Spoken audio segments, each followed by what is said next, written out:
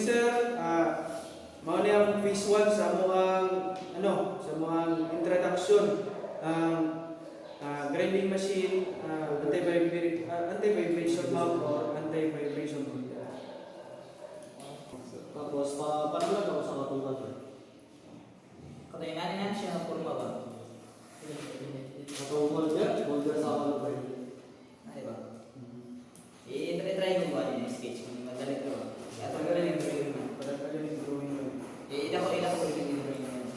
Kaya na ulit sa Kaya mo siya naka-3D ba? Naman po dili Present ba? Kasi na siya kung sige. Gawin na siya ba? Ang important na dire. Introduction niya.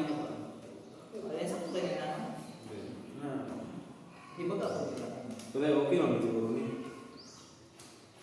Kita na. Importante na ata. Wala kang ganun ba? Ay, buta naman yung mga uses niya. No? Sa gamit niya.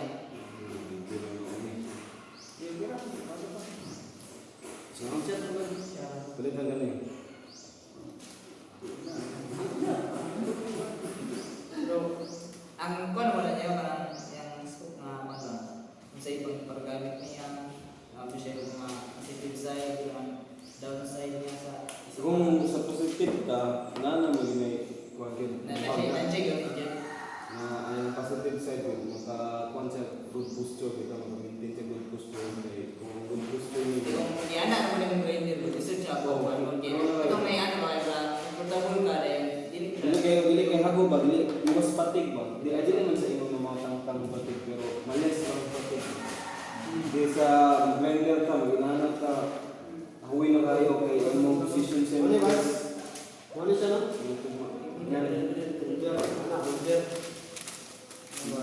Yes. Holder sa grinder. anti-vibration na. ato para siya ang pabutangan pagkuhan ka ng dimensions para na siya accurate nga indication ba dahil sa papers medyo yun papers so pato tingnan sa amin mo Gani. Then- Okay naman pero Asa? nalay kulang. Ano? Kaya prato na. Iba-iba ko, dagan mo. Napunay kulang. Kita langit. Pero makuhan pa na. Sa panay ato gani ikuan gani. Ikuan ba? Portrait na to. Mo na tong kuan ba? May mga gamit sa kuan. Ano na itong introduction? Introduction Pero- sa- Ay, sorry. Pero, nalay kulang ani. Nalay kulang ani. Tungaganan pa ni siya. Ug ngalan. Oh. Dahil atong mga ngalan kay pra. Okay Pero po. dungan